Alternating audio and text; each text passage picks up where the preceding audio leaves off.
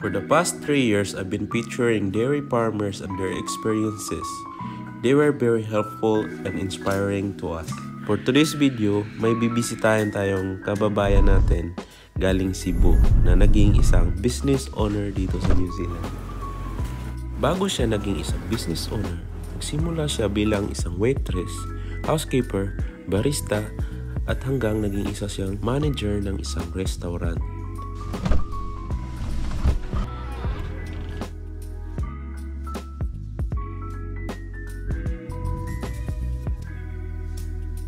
Biete. Hello. Abot. Ako nga pala si James Saraga. Hi, Julie. Pasensya na sa abala. Thank you nga pala na pinayagan mo kaming mag-interview sa'yo. Makapagbigay ng mensahe sa mga viewers natin na para pa-inspire sa kanila. By the way, sa mga nanonood, kasama ko nga pala ngayon si Ate Julie, may-ari ng Town Center Dairy ng Pakatani.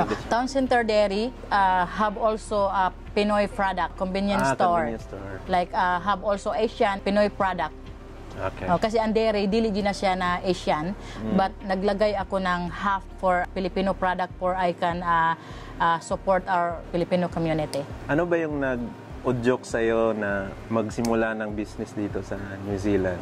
Para sa akin, hindi to is plano na maging business owner ako kasi mahirap lang ako kaya hindi ako nangangarap na maging business owner. Ito bigla lang dumating na meron ngang naririnig ko na ibinta, ginagrab ko na for opportunity na mag-progress naman ako as a manager of restaurant. I try na maging own business kasi kasabihan nga is kung mag-work ka lang daw sa yung may amo ka, baga hanggang doon ka lang talaga. Kusang dumating yan kasi hindi ko talaga pangarap na maging business owner ako dito sa New Zealand kasi New Zealand. So, how to handle, di ba? Pero hindi, dumating lang siya talaga sa buhay ko kaya ginagrab ko na. Pero hindi masamang mangarap kung mangarap ka na maging business owner. Sa journey mo ate na maging isang business owner, ano ba yung mga struggles mo na na-encounter na nagbigay sa'yo ng napakatinding lesson? In the first year, talaga na niran ko yung business, struggle talaga ako kasi hindi ko pa alam kung paano i-handle. And then, na-surprise naman ako in the end of the year. So, maganda naman kinalabasan ng business. Unang-una, ma-struggle ka talaga. Lalo na hindi mo alam na first time mo mag-handle ng business, kahit ganitong business lang, is very hard. So, kailangan mo talaga na i-minimize mo lahat-lahat ng mga small product. So, it's not easy. Kaya, struggle talaga ng first business talaga. Pero, sa ngayon, nagamay ko na lahat ng kung anong gawain as a business owner. So, I'm okay. I'm okay now. Mag-struggle ka talaga the first place. Dapat go ka lang ng go kasi yung pangarap mo at saka yung pag-success mo is the same yan. Kung nangangarap ka, dapat trabahuan mo. Dapat mag-hard work ka. Parang ganon. Kasi matutupad mo yan pag sabayan mo ng hard work and the prayer. Kahit walang financial atin, napakalayo pa rin ng narating mo. Hindi talaga hadlang yung yung kung saan ka nanggaling, like mahirap ka o mayaman. Yung pupuntahan mo, hindi magde-determine ng pinanggalingan mo. Agree ka ba doon ate? Oo, agree talaga ako kasi in the first place from where I am in Philippines, talagang mahirap kami. Nag-uulam kami ng ulo, ng tuyo, ng ginamos.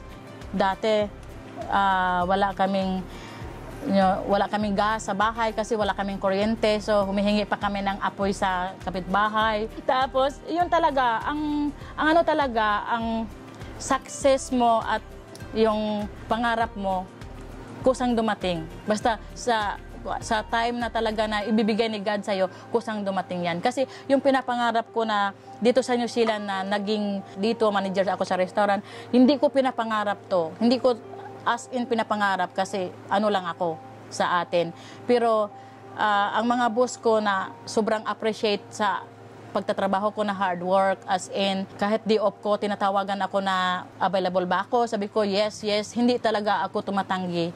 And then nakikitaan nila ako na siguro na talagang magandang performance ko, na talagang energetic talaga ako. And then maganda yung approach ko sa all customer, kaya naging manager ako. So, What piece of advice ate sa mga nagsisimula pa lang na nanggaling sa Pinas, na nandun pa sa Pinas na nangangarap? sa ganun naman, kasi katulad ngayon na nagbago ang New Zealand ang mga rules. So, mahirap talaga pumasok ngayon ng New Zealand. May panahon naman siguro na magbabago na din ang, kasi every time naman nagbabago talaga yung mga rules ng New Zealand. Patuloy lang silang mag-a-apply.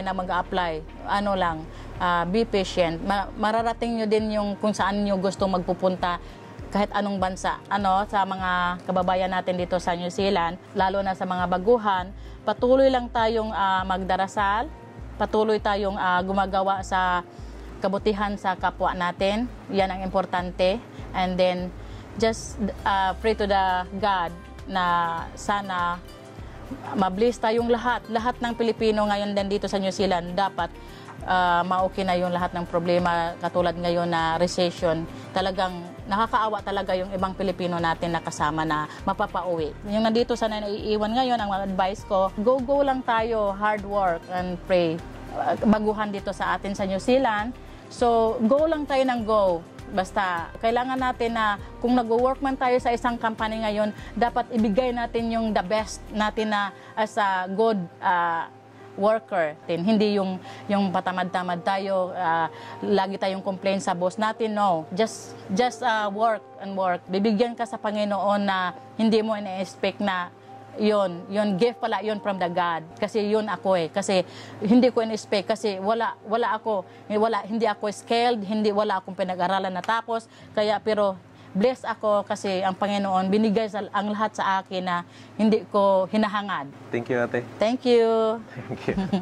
Thank you, ate. Thank you. Ako pala si Margarito, isang regular customer dito sa Town Center Dairy, owned by Ate Julie. Yan po ang may-ari. Isa siyang mabait at mapagkumbaba sa mga Pilipino, lalo-lalo na sa ibang lahi. Siya po'y nagdinegosyo para sa ikabubuhay ng pamilya at para din sa mga tao. Tsaka maganda dito kasi friendly yung may-ari. Pabalik-balik kami dito almost weekly yata.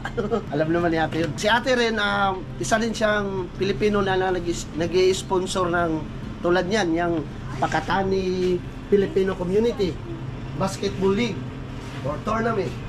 Yan, si ate ay kusang tumutulong sa mga Pilipino na lumalapit sa kanya. Lahat ng Pilipino, walang exception. Sino mang lalapit, handa siyang tumulong. Hindi ito pero yes, nakita ko kay ate yan. Welcome po kayo lahat. Tsaka, yun lang po ang masasabi ko. Sana po ay bigyan natin ng pansin at suportahan natin ang ating kapwa Pilipino na nagtitinda ng pangunahing bilihin natin sa araw-araw. Salamat po. Magandang gabi, kuya. Magandang gabi sa inyo. Kamusta? Ayos lang. Sa yung trabaho. Sa awa ng Panginoon, okay naman. Ako nga pala si Manny Domingo, taga Mindoro. Ito yung tindahan to, regular kami customer dito ni Madam Jolie. Dito namin nakilala. Kumbaga naging suki na kami, isa sa mataong masasabi na matulungin siya kasi yung asawa ko dati, tinulungan niya rin makahanap ng trabaho. Nakilala namin si Nancy, kaibigan niya. Inintroduce kami kay Nancy para magkaroon ng trabaho yung asawa. Kaya siya masasabi na napakabuting tao. Kasi ganoon naman tayo mga Pilipino, kailangan magtulungan. Yeah.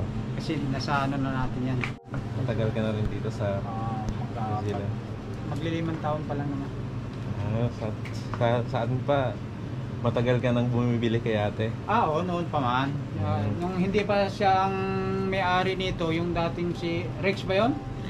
Dito na kami bumibili noon kasi mga na namin. Kaya nung siya ang sumalo, mas lalo pang tuloy-tuloy dito pa rin. Ano ba yung magandang na-provide ni ate na service dito sa... tulad ng iba, okay naman, mas okay. Yung maganda yung pakikitungo, pagkikapwa niya, mag-entertain, the best. Siyempre, bilang kababayan ko pa Pilipino, kaya hinahanap natin yung mga product ng mga Pilipino. Dito na, hindi kasi na magbabiyahe sa iba, malayo pa, dito na.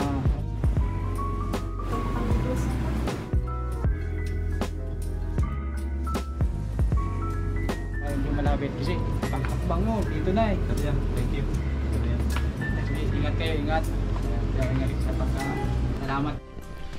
So that's it, guys. Sometimes we tend to limit ourselves to aim higher goals because we lack something, but Ate Jolie's story reminds us na nothing is impossible as long as we do our best. So hopefully you've learned something from her story that can inspire you to dream and to take action. So thank you guys for watching and see you to the next video.